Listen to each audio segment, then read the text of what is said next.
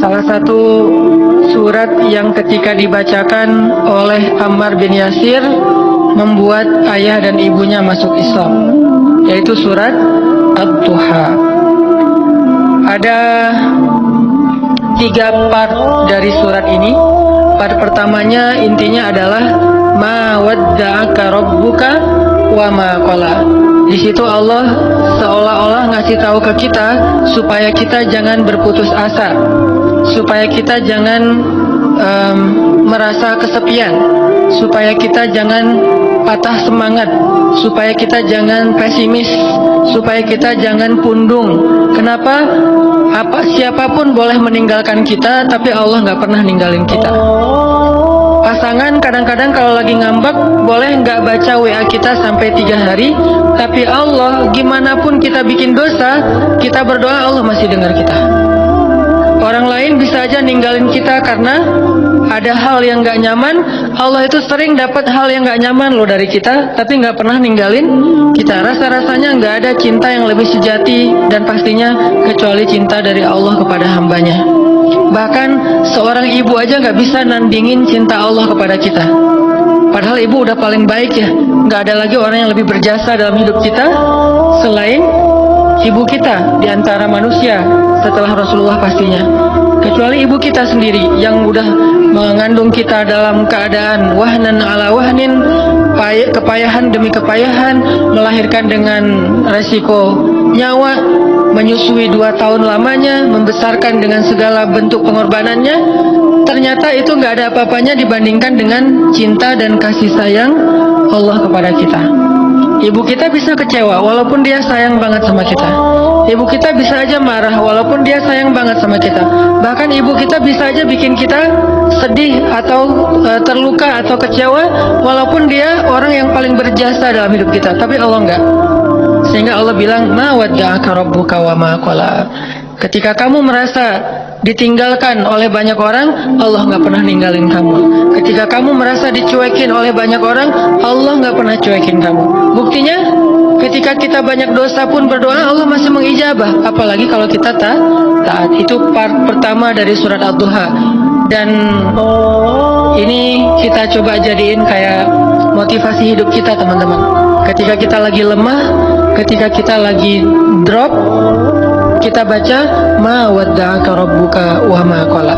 Kalau kita mengaku Allah hasbi, cukup buat saya Allah, hasbi Allah, hasbunallah, berarti kalimat itu harusnya kalimat motivasi banget. Terjemahan dari kalimat itu banyak. Ma wadda'aka rabbuka wa ma qala bisa diterjemahkan la tahzan innallaha ma'ana. Bisa. Ma wadda'aka rabbuka wa ma qala bisa diterjemahkan dengan kalimat fa inna ma'al usri yusra. Ma wadda'aka rabbuka wa ma qala bisa diterjemahkan inni ma'akuma asma'u wa ara. Aku bersama kamu berdua wahai Musa dan Harun, asma'u wa ara, mendengar dan melihat. La takhafa, jangan takut wahai Musa dan Harun. Idhaba ila Fir'aun, pergilah kamu berdua kepada Fir'aun. La takhafa, inni ma'akuma asma'u wa ara. Aku yang akan memantau apa yang terjadi pada diri kalian. Jadi aku tahu banget, update banget setiap detiknya. Bahkan sebelum terjadi, aku sudah mempersiapkan perisai untuk melindungi kalian. La takhafa, jangan takut. Itu terjemahan-terjemahan yang banyak di Al-Quran tentang kalimat ma wadda'aka rabbuka wa ma qala. Atau mungkin kita bisa challenge diri kita sendiri ya. Ketika kita tilawah Al-Quran secara acak, cari ayat terjemahan atau bahasa lain dari ma wadda'aka rabbuka wa ma qala. Coba cari di Al-Baqarah, cari di Ali Imran, itu banyak banget kalimat ma wadda'aka rabbuka wa ma qala. Rabbmu tidak pernah meninggalkanmu, nggak pernah benci sama kamu. Ayatnya banyak banget bahwa Allah nggak pernah ninggalin kita, bahwa Allah nggak benci sama kita. Salah satunya mungkin kalau Allah nggak benci sama kita tuh, misalnya ayat fa'in yuridullahu bikumul yusra wala yuridu bikumul usr. Sehingga siapa yang berpikir syariat itu kayak beban, seolah-olah Allah kayak nggak rela gitu ngelihat kita nyaman, kok dikasih syariat, dikasih beban, dikasih tugas, dikasih batasan. Enggak, itu salah paham. Allah ngasih syariat bukan untuk ngebebanin kita, bukan karena Allah iseng sama kita, bukan karena Allah benci sama kita, tapi karena Allah pengen memudahkan hidup kita justru dengan syariat. Syariat itu bukan mempersulit hidup kita. Kalau sebuah negara meninggalkan syariat karena takut sulit kehidupan negara itu, justru kita terjebak dalam wasawisus syaitan. Mulailah kita dengan hiruk pikuk, dengan kekacauan gara-gara meninggalkan syariat. Kalau sebuah bangsa, masyarakat, keluarga, pribadi pengen hidupnya lebih mudah, ati Allah wa ati Rasul. Coba ikutin cara Allah, pasti akan jadi mudah. Memang di awalnya kelihatan agak-agak challenging nih, tapi begitu kita jalanin, yusrun, mudah, semuanya mudah. Siapa yang taat sama Allah, Allah kasih jalan keluar. Ini jalan keluarnya. Siapa yang taat sama Allah, Allah kasih rezeki yang tidak terduga-duga. Ini rezeki yang tidak terduga-duga. Akhirnya ketemu teman orang Bandung yang udah tinggal di sana. Siapa yang taat sama Allah, Allah mudahin urusannya. Jadi mudah kemana-mana digayat. Siapa yang taat sama Allah, Allah gugurkan dosanya. Berharap kayak gitu dan dilipat gandakan pahalanya. Berharap juga kayak gitu. Ini artinya hal sepele gini aja Allah hargain. Karena faman ya'mal mithqala dzarratin khairan yarah, pasti Allah balas. Ma wadda'aka rabbuka wa ma qala. Jadi Allah tuh nggak pernah absen teman-teman, nggak pernah offline, nggak pernah kelewat gitu. Aduh, ada yang kelewat nih, nggak sempat di like. Kalau kita kan kalau terlalu banyak nge-following, akhirnya udah ketutup deh, ketimpa sama yang baru posting gitu.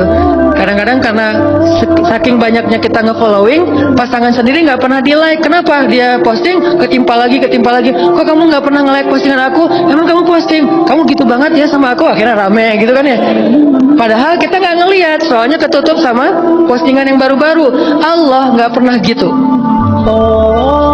Allah nge-following semua hambanya, bahkan lebih dekat daripada urat lehernya.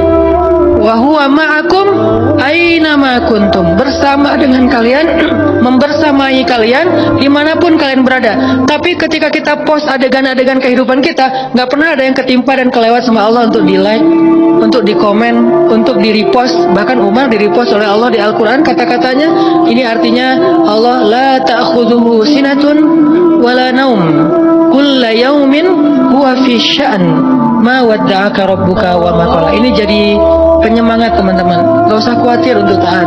Kita bikin dosa aja Allah masih maafin kita. Apalagi taat, Allah pasti akan menghargai kita.